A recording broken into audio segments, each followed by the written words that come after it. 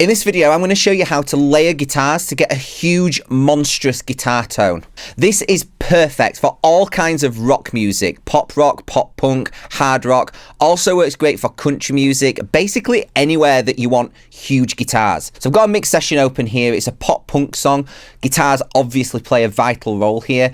And there's quite a few different guitar sounds contributing to the overall guitar tone that we hear in this song. Now, obviously, the guitar that you choose is going to play a huge part, but also so is the amp. And what we're aiming for is a huge, almost wall of sound. We want the guitars to sound big, we want them to sound really wide, wider than the speakers, and we want them to have lots of depth as well. So let's take a listen to a short clip, and then we'll dive in a bit deeper and look at what's actually going on with the guitars. Let's make our mark, 'cause it's just the start. You and I gonna take on the world and be sure we end up someplace good, someplace new. Do we even know the way? Please guide me through the winding rain. 'Cause in truth we will find our way to follow our dreams. So please believe when I say we'll be okay. Okay, so the first thing about this song is that there is a really catchy, infectious riff that goes on all the way through the verse. Now, that riff is not clean, it's also not distorted, and we want it to kind of be quite pointy, and we want it to poke through the mix. So with that in mind, we're almost certainly going to use single coils on our guitar for this. And this is the guitar that I decided to go with for this part. It's a standard Fender Telecaster. However, it does have a replacement pickup here. This is a Seymour Duncan quarter pound. I love the sound of this pickup in this guitar because it still sounds like a Tele. It's still got that Tele sort of twang to it, but it just sounds a bit bigger and a bit beefier. And the main thing, because it is a single coil, it's going to cut through the mix. That is crucial here. Now, if you look at the track that's recorded, you notice that it's stereo. That's because we've got two parts, one left, one right. It's the same guitar, but we changed up the amp. So on the left, we have a Vox AC30, and on the right, we have an Orange Rockerverb. Both of those amps are set just so they're about to break up. What I love about both of those amps, with them being tube amps, is that as you dig in, you get more of that distortion, more of that overdrive and the breakup. Whereas if you're a little bit easier on it and you back off, then it's a cleaner sound. And you can really kind of dictate the sound of the amp with how you play. And that's how I've got them both set. So let's take a listen to both of these guitars together.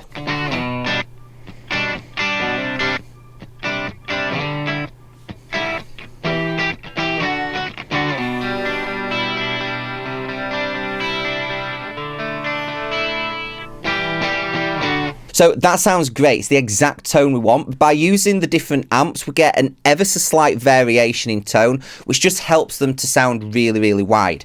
Now, at the start of the song, that is absolutely fine. But by the time we get to verse 2, we want it to kind of build. So what I've done is I've doubled that riff with the same guitar, but I've cranked the gain on the amps just a little bit more. So now we have this here as well.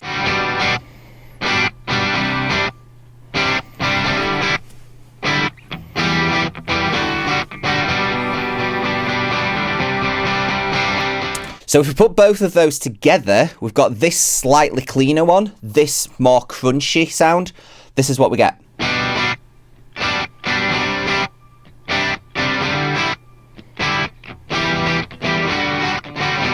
Together, those sound great. We've got all of that kind of definition. You hear all of the notes because of the clean sound, but then we've also got a little bit of weight and girth from those crunchy guitars as well. Now, if we move on to the rhythms, you can see there are kind of three key players here.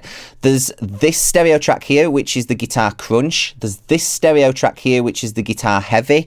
And this stereo one, which is the guitar octaves. Now, the main rhythm guitar sound is coming from a combination of these top two, the crunch and the heavy guitars. And the problem with single coils when we get to this point is that as you drive the gain on an amp more, they tend to sound a bit loose and a bit jangly.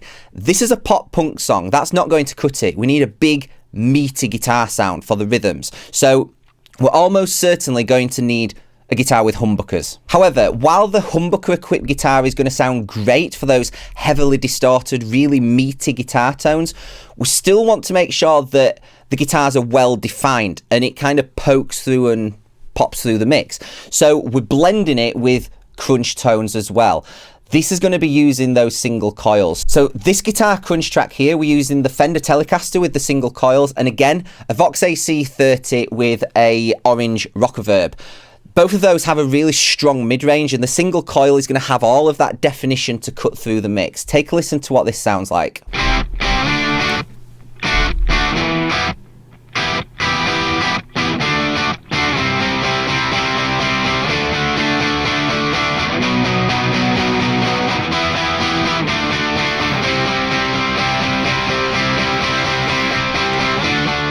So that sounds great, but it's absolutely not going to cut it on its own for a heavy pop punk song. So that's where this heavy track comes in, and we're using a guitar that's equipped with humbuckers. And for me, there's not much better than a Gibson Les Paul. This is a Gibson Les Paul Studio. It's got the Gibson humbucker pickups, and it just sounds really, really great. It's really thick, really meaty, and it's going to fill that sound out. Now, again, to make this sound really wide, we're going to change the amps that we use on left and right. So in the left, we've got a Marshall Major with the gain cranked way high. And on the right, we've got a Sound City, again, with the gain cranked way up. Let's take a listen to what these sound like together.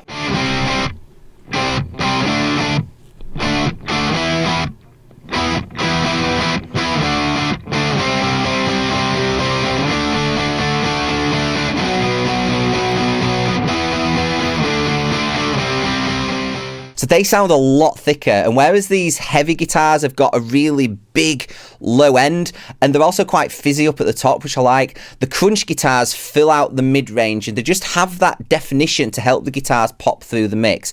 Now these do have a little bit of EQ. The crunch guitars, we're boosting a bit of high, mids and lows, so a bit of 4K, a bit of 100, got a bit of bottom there as well.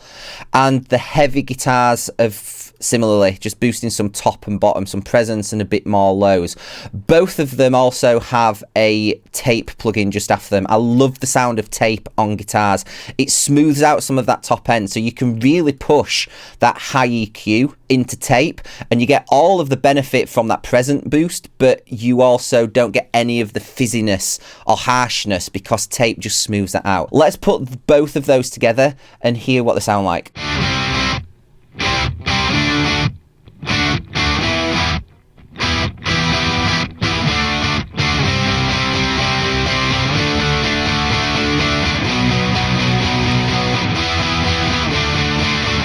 So you can hear how together those parts just sound really, really great, and they complement each other, which is the main thing that we're trying to do here. Now, the other thing that contributes to this rhythm guitar sound are these octaves, these guitar octave tracks. These are a staple in pop punk music, and they just make it sound a bit more interesting. They add an extra texture, and they just help the arrangement to move a little bit. Rather than just having the block power chords, the octaves just add some movement and some melody to the rhythm guitars. Now, when choosing the guitar for this part, we could go with single coils because that's going to have all of the definition. It's going to poke out of the mix. But the downside to the single coils is it's not going to sound big, it's not going to sound meaty, and if we're driving the gain, it's going to be quite loose and jangly.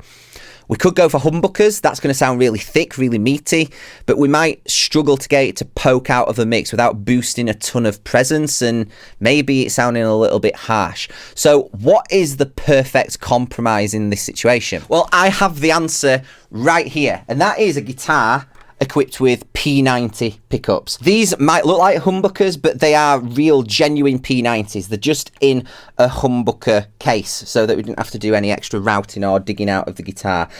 P90s are technically single coil pickups, but they are configured in a way that it's kind of like the perfect blend between a single coil and a humbucker. They have all of that note clarity and definition that you get from single coils, but they also have a lot more weight to them, just like humbuckers. They're the perfect middle ground. So that's what I'm using for these guitar octaves.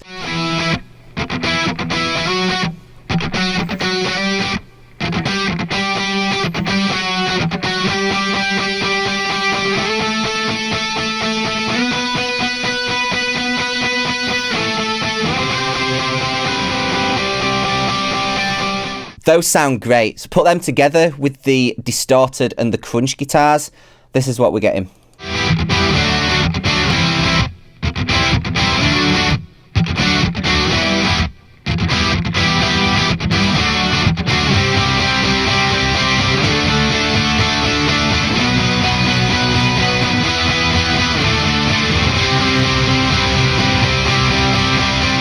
So you can hear how that's all working together now, and it is the perfect foundation for the guitars for this pop punk song. However, we can go a little bit further, and that's where these next two guitars come in. One of them is panned hard left, one of them is panned hard right. Now, the tracks that we've just been through are sort of like the foundation guitars. They're the rhythm guitars, but they're just basically playing chords, power chords, and then we've got the octaves. We need something to sound a little bit more interesting. We need something to add some movement, an extra texture, and just make it sound exciting. And that's exactly what these are doing. So this guitar here, it's called guitar jangle, and what this is doing is playing repeated eighth notes that move about with the melody of the song.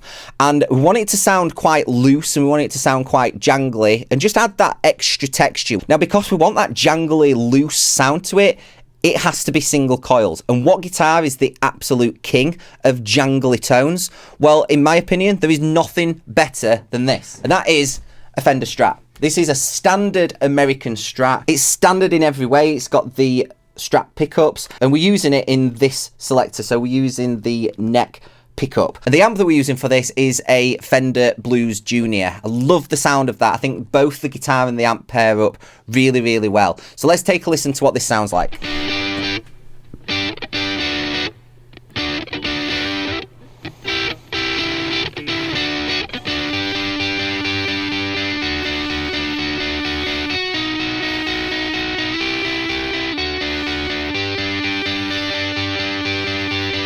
So you can hear the difference in tone that you're getting from the single coils compared to the humbuckers and the P90s. So that guitar's doing something interesting over on the left. We're going to marry that up with a complementary part on the right, and that's what this next track here is doing. Now, despite the name of this track, it ended up not sounding jangly at all. I went for the Gibson that's equipped with P90s because I wanted it to poke through, but I also wanted it to sound a bit meatier and a bit bigger than what you would typically get with single coils, and I knew it was going to be driven quite hard. Take a listen to this.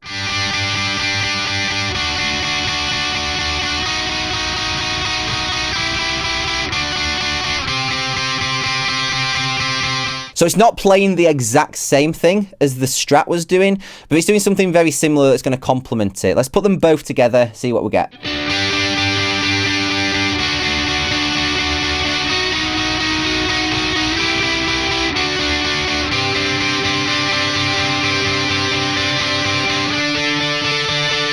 They work really, really well together. Let's now put them in with the octaves, the heavy and the crunch, and hear the whole picture.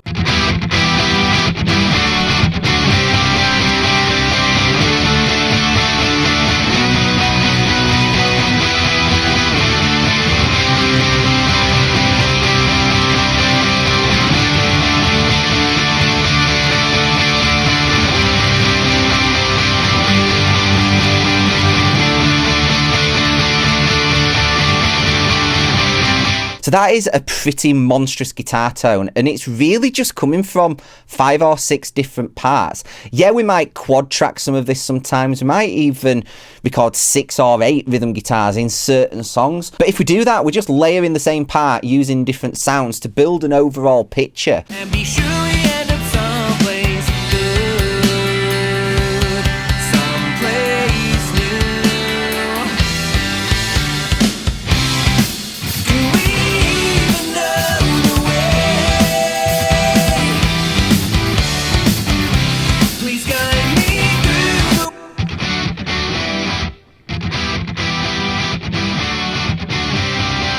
Stay true, we will find our way to follow our dreams.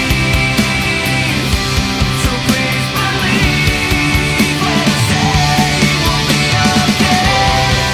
Now, if you're writing songs in any capacity, maybe you're a producer, maybe you're in a band, a singer-songwriter, or writing for sync, then I've got something that you're definitely going to want to check out. It's very likely that a problem you don't have is a lack of ideas. Probably quite the opposite. You've got a million song ideas all floating around your head or hummed into the voice notes app of your phone. The problem with this is that that's a guaranteed way to forget about, or even worse, lose forever, amazing song ideas that will never see the light of day. Every time you hum a new song idea into that voice notes app, the old ones just get pushed further and further down to be forgotten about, or worse, you lose absolutely everything if you get a new phone and everything gets cleared, or your phone gets lost or stolen. How many amazing song ideas will never see the light of day because of this? Well, I've got a solution to this problem. It's called the Songwriter's Project Organiser, and you can use it on any device. It works as an app on iPhone or Android. You can use it on tablets, you can use it on laptops and desktop computers as well. You can use this to track every single one of your ideas from initial idea or hook